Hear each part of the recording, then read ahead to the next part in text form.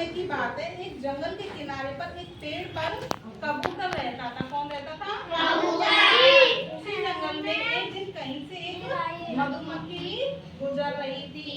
अचानक से वह एक नदी में जा गिरी। उसके पंख गीले हो गए थे, इसलिए वो बाहर नहीं निकल पा रही थी। उसके पंख गीले हो गए थे, इस वजह से वो उड़ने की कोशिश कर रही थी, लेकिन वो उड़ नहीं पा रही थी। जब उसे लगा कि वह मर जाएगी तो उसने जोर जोर से चिल्लाना शुरू कर दिया। वो डूब रही थी, इसलिए उसने जोर जोर से चिल्लाना शुरू कर दिया। वहां पर एक पेड़ पर बैठे कबूतर की उस पर नजर पड़ गई। उसने कबूतर ने उसकी मदद के लिए एक पेड़ से पत्ती तोड़कर उस नदी में डाल दी।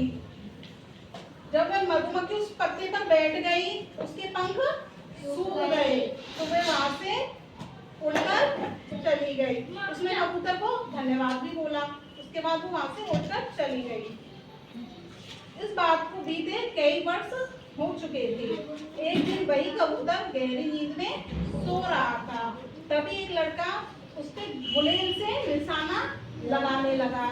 कबूतर गहरी नींद में सो रहा था तो इसलिए उसे कुछ पता नहीं था, लेकिन उसी समय वहां से वो मधुमक्खी गुजर रही थी, जिसने कबूतर ने जिस मधुमक्खी की मदद की थी, वही मधुमक्खी वहां से गुजर रही थी। मधुमक्खी ने तुरंत जाकर उस लड़के के हाथ पर डंक मार दिया।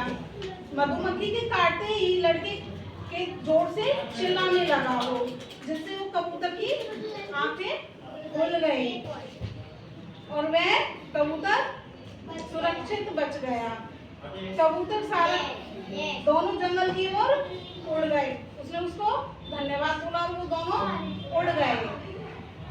इस कहानी से हमें क्या शिक्षा मिलती है कि हमें किसी भी मुसीबत में फंसे हुए की मदद करनी चाहिए। भविष्य में हमें इसका परिणाम अच्छा ही मिलता है। ठीक है, थैंक यू बच्चों।